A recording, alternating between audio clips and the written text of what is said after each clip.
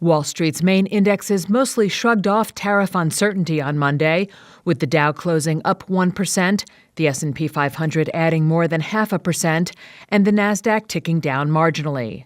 Still, Monday marked the worst quarterly performances for the S&P 500 and Nasdaq since 2022.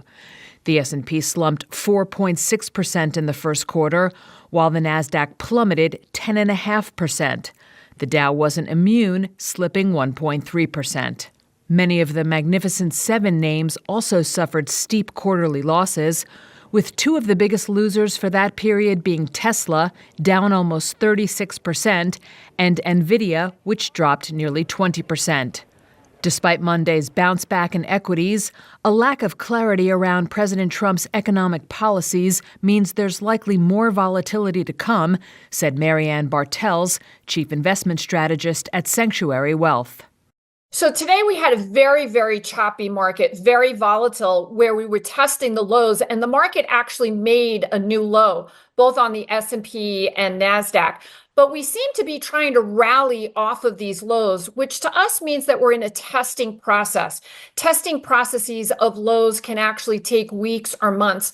So we're in the early stages, I think, of trying to make a bottom in the equity markets, but we still need a little bit more clarity on the tariff front. Trump on Sunday said that this week's tariff announcement will include duties on all nations.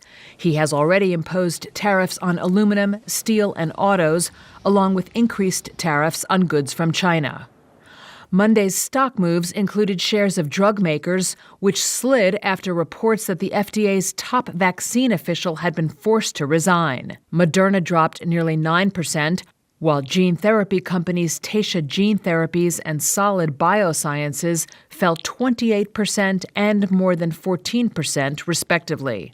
In deal news, shares of rocket companies fell more than 7% after the mortgage lender said it agreed to a $9.4 billion acquisition of mortgage servicer Mr. Cooper Group, whose shares rose about 14.5%.